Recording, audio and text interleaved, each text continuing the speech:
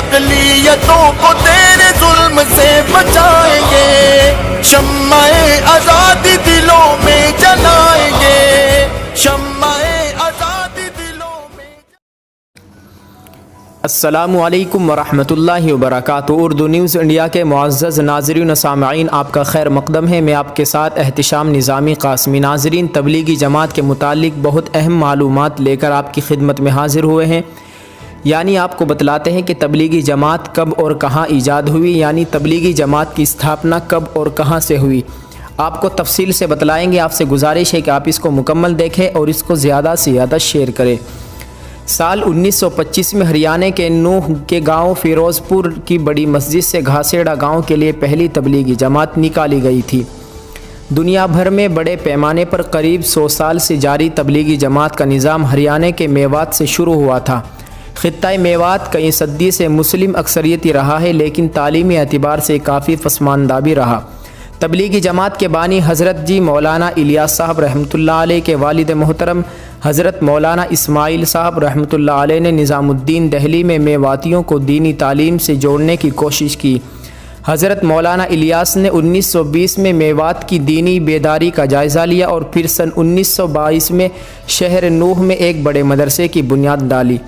مدرسے کے صدر مدرس حضرت مولانا مفتی زاہد حسین صاحب نے بتایا کہ ابتدا میں میواتیوں کو تعلیم سے آراستہ کرنے کے لیے مدرسہ بنایا گیا تھا، لیکن طلباء والدین کے دلچسپی اور نگرانی نہ ہونے کی وجہ سے مدرسے میں حاضر نہیں ہوتے تھے۔ اس لیے بڑوں کے ذہن سازی کے لیے جماعت کی شکل میں گاؤں گاؤں جا کر دینی محنت کی گئی اور بڑوں میں تحریک ایمان چلتا پھرتا مدرسہ، جسے آج دعوت و تبلیغ یعنی تبلیغی جماعت کہا جاتا ہے، اس کا سلسلہ حضرت جی مولانا الیاس صاحب رحمۃ اللہ علیہ نے شروع کیا۔ اسی طرح سن 1925 میں گاؤں فیروز پور کی بڑی مسجد سے گھاسیڑا گاؤں کے لیے پہلی تبلیغی جماعت نکالی گئی۔ فیروز پور میں واقع تاریخی مسجد 1881 میں تعمیر کی گئی تھی، جس کی دوبارہ تعمیر 1966 میں ہوئی اور تیسری اثر نو تعمیر حال ہی میں کی گئی ہے۔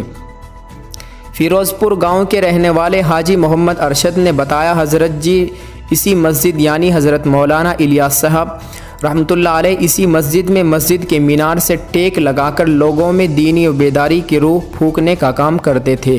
86 سالہ بزرگ نور محمد نے بتایا کہ اسی مسجد سے پہلی جماعت گھاسیڑا گاؤں کے لیے نکالی گئی تھی۔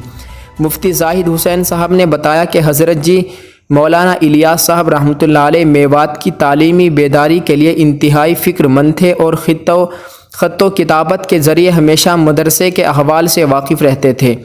اسی طرح مرکز نظام الدین اور میوات کو تبلیغی جماعت کا اولین قلعہ مانا جاتا ہے۔ ناظرین، جماعت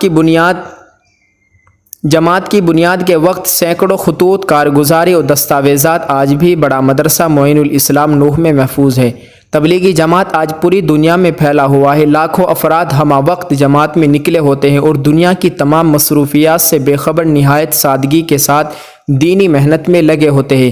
کرونا وائرس کے پھیلاؤ کے ابتدائی دنوں میں تبلیغی جماعت پر سنگین الزامات عائد کیے گئے تھے، لیکن الزامات بے بنیاد ٹھہرے اور عدالتوں نے تمام الزامات سے جماعت کو بری کر دیا۔ اس مشکل دور میں میوات اور تبلیغی جماعت کا مضبوط رشتہ ایک بار پھر دکھائی دیا۔ میوات کے لوگوں نے جماعت کے افراد کی بے لوث خدمت کی اور جب گھر جانے کا وقت آیا تو میوات سے محبت میں آنسو روا تھے۔ بہرحال تبلیغی جماعت سے اسی تاریخ پس منظر کے چلتے میوات کو پوری دنیا میں عزت کی نگاہ سے دیکھا جاتا ہے۔ ناظرین، یہ ہم نے آپ کے سامنے تبلیغی جماعت کا مختصر تعارف پیش کیا ہے۔ آپ سے گزارش ہے کہ آپ اس کے متعلق کیا اپنی رائے رکھتے ہیں، کمنٹ باکس میں ضرور بتلائیے گا اور اس کو زیادہ سے زیادہ شیئر کریں۔ جزاک اللہ۔ السلام علیکم ورحمۃ اللہ وبرکاتہ۔